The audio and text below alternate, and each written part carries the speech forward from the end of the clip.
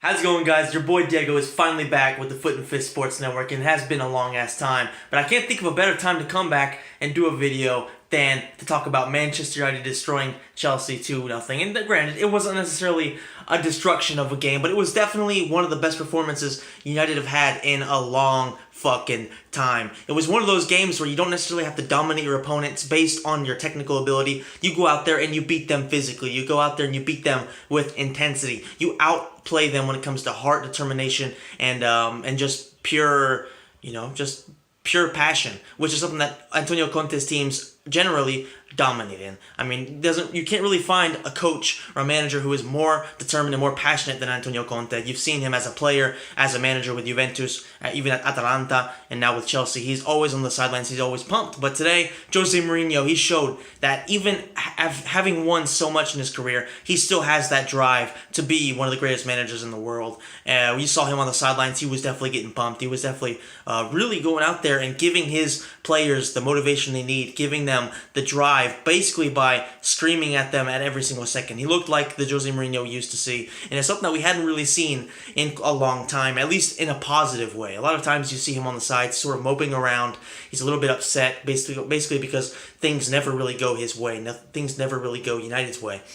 Today, just about everything went our way. Marcus Rashford had an amazing performance replacing Zlatan, and it just goes to show you that you do not have to rely on Ibrahimovic to get goals every single time.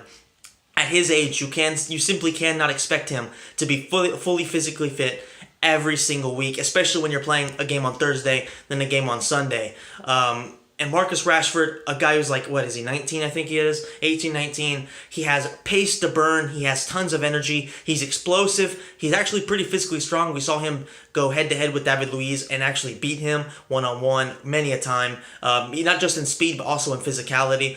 So he has what it takes to replace Ibrahimovic when Ibra simply can't perform. And especially against defenders like David Luiz, who always have a mistake in them, and Gary Cahill, who's pretty slow. There was always a chance that he was going to do very well, especially because Kurt Zuma was playing a right back due to Marcos Alonso being injured. So there was always a chance of Chelsea being exposed at the back, and Marcus Rashford did excellently to do that. I mean, he looked like the player that we saw last season. With Ibrahimovic being there, we've seen players like Rashford and Martial sort of being reduced to piece players, so they haven't had the opportunity to really shine in certain situations. Whereas today, he really went out there and he proved that he is one of the best prospects in football around the world. He has so much to give. He has so much that he can do to scare opponents, make them mistakes just because of the fact that they're afraid of his pace. They're afraid of what he can bring, because he's not just a pace whore like somebody like Jamie Vardy. He is actually somebody who has a lot of vision. And I would have to say that training with Ibrahimovic and being around him for so long is actually improving him big time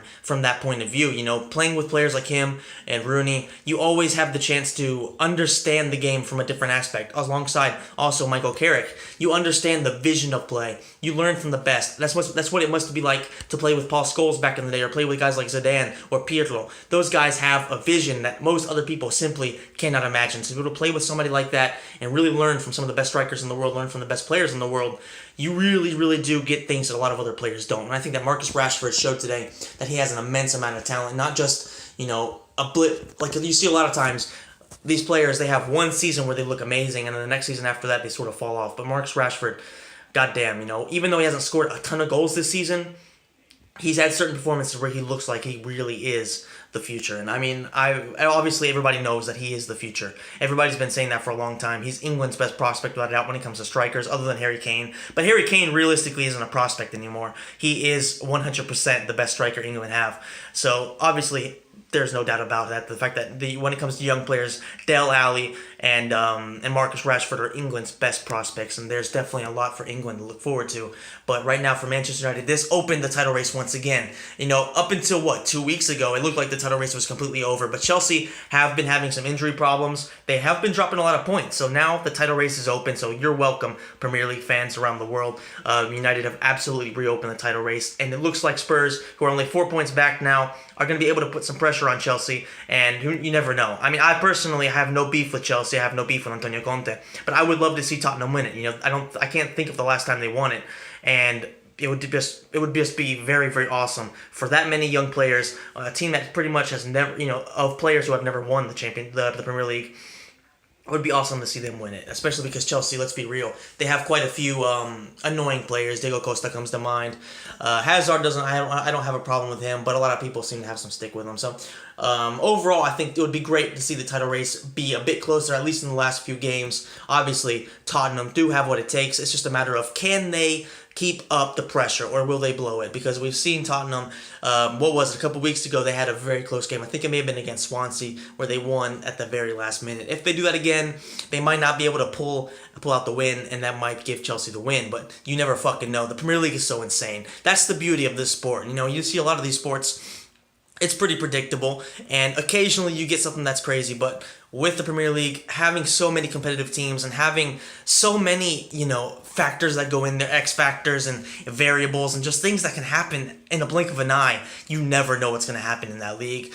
That's what makes it the most entertaining league in the world. That's what makes it the most unique league in sports, in my opinion. So, in my opinion, there's a lot to look forward to with the rest of the season. The Champions League is running down, a lot of big games there. The Europa League, for Man United personally, I'm hoping we can make it to the final and hopefully win there, because with the top four, even though we're only a few points behind City, I think we're now 4 points behind with a game in hand, so we could potentially be 1 point behind them, but there's also the Manchester Derby to play. There's a lot of big games left in the league for most of these teams at the top. We also have to play Tottenham. We still have to play Arsenal. I'm not too sure who the other teams have to play left, but there's definitely a lot of things that could throw a wrench in the league and really, really, really change things around just like that. So make sure you guys tune into that. I know I will be fucking tuning into it. Obviously, the big thing here is that Liverpool are only, they're 6 points ahead of us, but we have 3 games to play. Well, now 2. Before United played against Chelsea, there was 3 games to make. So if we do win our 2 makeup games, then we are even on points with Liverpool. So there's a big race for that top 4.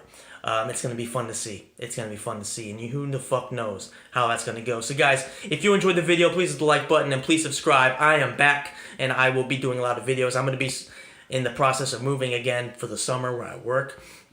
But I got a bunch of stuff planned, and I hope you guys like the quality of the camera. I'm actually filming with my front camera, and it films Full HD. The back camera of my new phone films 4K. So I have a lot of improvements, and I do apologize to the subscribers or people who regularly watch my videos for not putting up a video for a long time, but I'm back, and once again, I apologize for that. There was just a lot of problems going on, and overall, obviously no excuses. I fucked up, I slacked off, but I am back. So I hope you guys do continue to tune in, and please share the video with anybody that you think is a United fan or is a Premier League fan or enjoys sports in general. Make sure you guys check out Punch Drunk Sports as well. I'm hoping to be writing with them again soon. There was a bunch of changes to the website that should be coming out soon enough, and I should be kicking off working with them again. So I hope you guys will check that as well, and I will see you in the next video.